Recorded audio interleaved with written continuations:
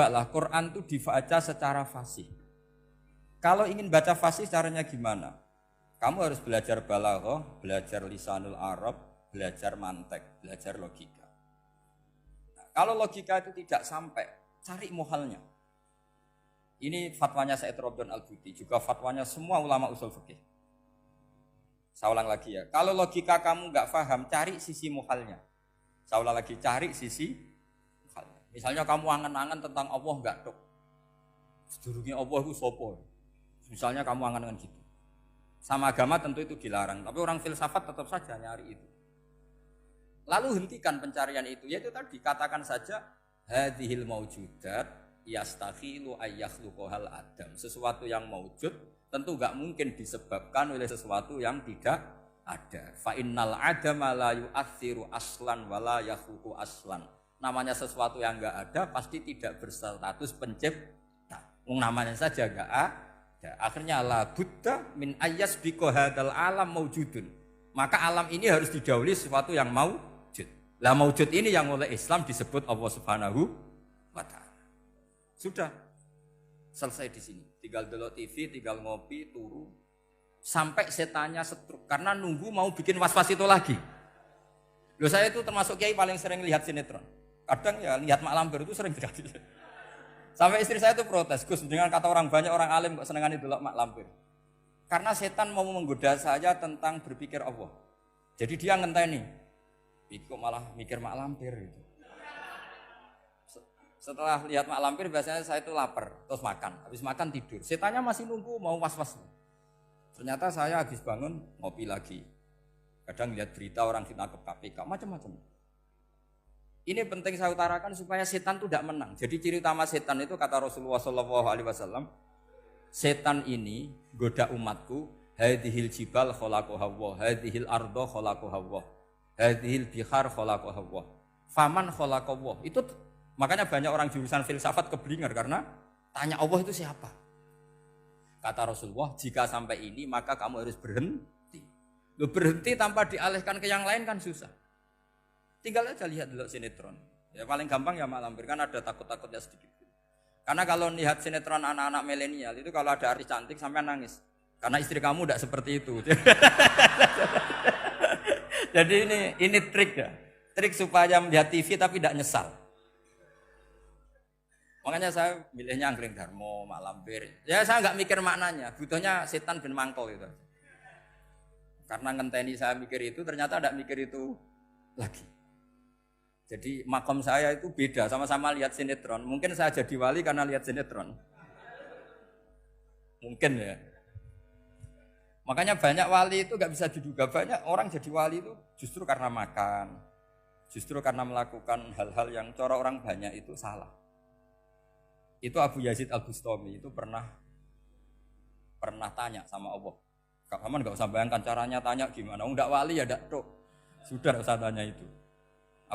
Tanya gini, ya Allah, orang sesregep saya dalam ibadah sedekat ini sama jenengan. Lalu saingan saya dekat jenengan masuk surga itu siapa? Sama Allah ditunjukkan orang yang tidur, itu tidur yang. Ya teman kamu yang tidur di kamar.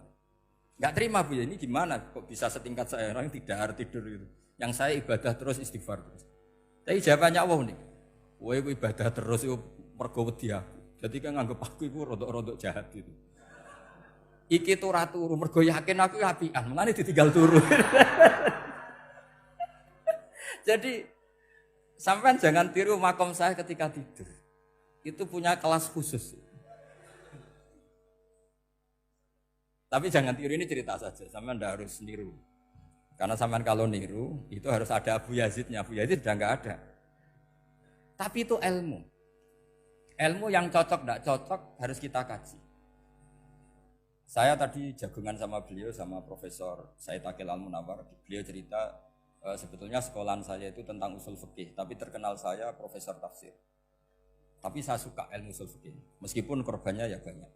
Biasanya orang jadi liberal gara-gara ya usul fikih. Sebenarnya nggak perlu dipikir lah itu macam-macam. Begini, dalam usul fikih yang mainstream itu kan ada hukum wajib, haram, ya makruh, terus macam-macam lah. Termasuk ada mubah. Mubah itu boleh dilakukan, boleh ditinggalkan. Dalam ilmu usul fikih sebetulnya definisi mubah boleh dilakukan, boleh ditinggalkan itu salah. Karena begini, setiap Anda melakukan sesuatu yang mubah, pasti di saat itu meninggalkan sesuatu yang haram. Saya ulang lagi ya. Itsma min mubahin illa wa yatahaqqaqu bihi tarku haramimma. Semua teks di Lubul Usul seperti itu. Memang saya hafalkan karena ini cara saya jadi wali yang mudah murah. Itsma min mubahin illa wa yatahaqqaqu bihi tarku haramimma. Fayatahaqqaqu bisukun tarkul qatli wa bisukut tarkul qadzaf. Terus beliau membuat sekian contoh. Hukum mubah itu kata ulama yang lain kan boleh dilakukan, boleh ditinggal. Itu tidak benar. Mubah itu ya wajib. Karena setiap kita melakukan mubah, maka saat itu berarti kita meninggalkan barang haram. Coba orang tidur itu artinya apa? Tidak zina, tidak maling, tidak selingkuh, tidak mabuk.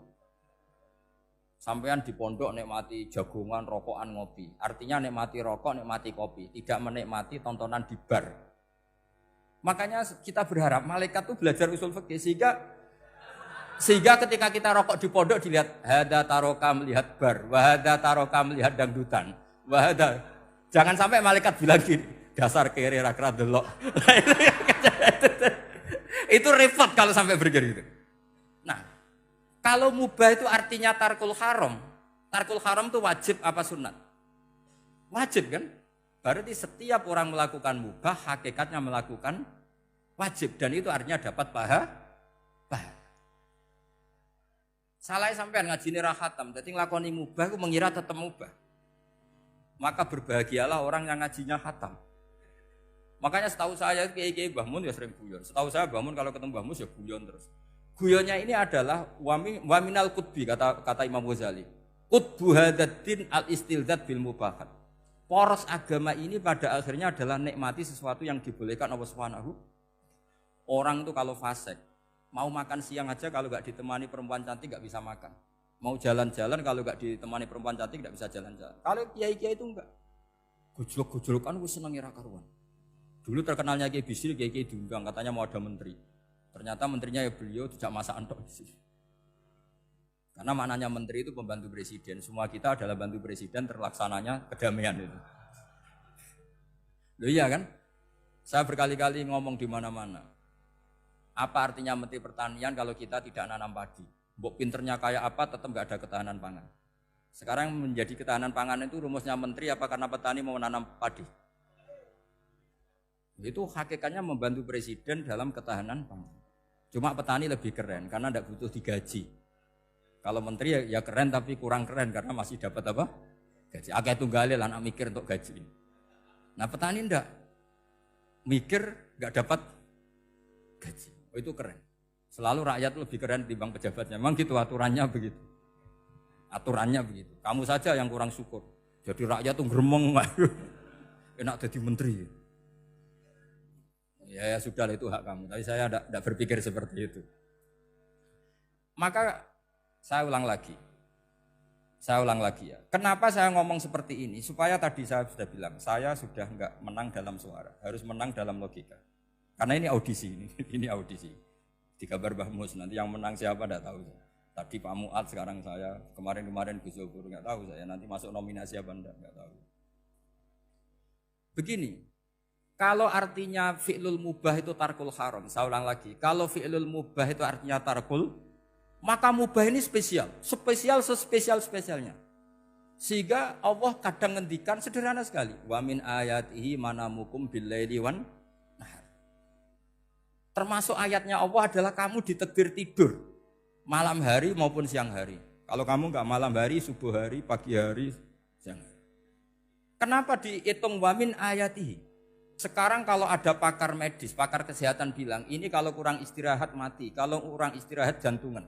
Berarti tidur adalah menghilangkan penyakit jantung. Obat paling mandi dengan orang rutin tidurnya itu masih mandi orang rutin tidur. Kamu beli obat harganya 1 miliar tapi gak pernah tidur 3 hari, tetap taqabbalallahu minna minkum taqabbal ya karim. Maka yang penting itu obatnya apa tidurnya? Tidurnya yang dibantu obat. Tapi kalau obat tok gak dibantu tidur, masih sakit. Berarti penting mana tidur sama obat? Karena penting tidur wa min ayatihi. Orang kayak sampean sering delok YouTube, delok gambar macam-macam. Barokah mana dengan tidur? Wong nak melek mripate delok macam-macam. Barokah tidur. Jadi tidur adalah perlawanan terhadap keinginan melakukan haraman. Ya, saya ulang lagi, tidur itu adalah perlawanan terhadap keinginan melakukan keharaman. Jadi kalau mau tidur nyati gini, ya Allah, siap tidak berangan-angan tentang maksiat terus tidur. Itu wa min ayatihi. Jangan kok gak di duit terus ngombe sing akeh ben iso ngantuk. Wah ini tidur yang untuk melawan kemiskinan. Supaya lupa utangnya tidur, lupa kasusnya itu udah akan jadi wali yang seperti itu. Kalau jadi wali tak gugat gitu. Nah, sehingga karena mubah itu tarkul haram, Allah itu sering menghitung ibadah yang super itu halal mubah. Misalnya Allah ngendikan kulu washrobu, kamu harus makan. Sekarang gini, jaga kesehatan itu wajib enggak? Wajib. Kalau saya tidak sehat tidak bisa ngaji di sini. Apalagi Mbah Mus kalau nggak sehat ditunggu orang se-Indonesia fatwanya. Dan di antara cara sehat kamu harus makan. Kalau nggak makan sakit. Lalu makan dengan posisi menyehatkan orang yang bisa fatwa, bisa mulang, bisa macam-macam. Posisi ini super apa tidak super? Super. Maka Allah kadang sederhana ngendikan ibadah itu kulu wasrobu jom kowe yo mangan yo. Tapi ayat ini menjadi tidak hebat kalau dibaca orang tidak pernah ngaji, enggak pernah ngaji usul fikih. Pangeran piye to? Trimo ngongkon mangan kowe dikongkokno kulu. Wis ora usah ngono ya wis mangan. Rusak Quran kena makna ngono iku rusak. Kamu tahu superiornya ayat kulu wasrobu kalau belajar fa inna fi'lal mubah berarti tarkul haram karena saat melakukan mubah artinya tarkul haram. Dan tarkul haram itu penting. Sekarang gini, merusak diri sendiri haram apa enggak? Haram. Untuk supaya tidak rusak kamu harus makan. Berarti makan wajib apa sunat? Wajib. Lho sing haram itu kalau tulung piring dintekno. Nah, dengan cara pemaknaan seperti ini, Quran akan superior. Bahkan di ayat-ayat yang kelihatannya sederhana, kulu washrobu, wala tusrifu. Ketika Nabi Musa dimenangkan mengalahkan Fir'aun, itu Allah firman pertama gitu, kamu harus makan mimma razaqnakum. Cuma syaratnya wala tatghaw fihi fayakhilla alaikum ghadab. Kalau kamu berlebihan nanti dapat ghadab saya. Nah khawatir saya kalau ilmu ini sudah hilang terus ayat-ayat yang biasa tentang kemanusiaan dikira biasa. Padahal ayat ini super, misalnya nikah. Nikah itu oleh Allah, perempuan yang kita nikahin itu oleh Allah disebut surga. Saya punya bukti, misalnya gini ayat ya, wala tangkihul musyrikati hatta yu'min wala amatum mu'minatun khairum min musyrikati walau a'jabatkum. Terusannya ayat wala tangkihul musyrikina hatta yu'minu wala abdu mu'minun khairum min musyriki walau a'jabakum. Terusannya ayat ulaika yad'una ilan nar.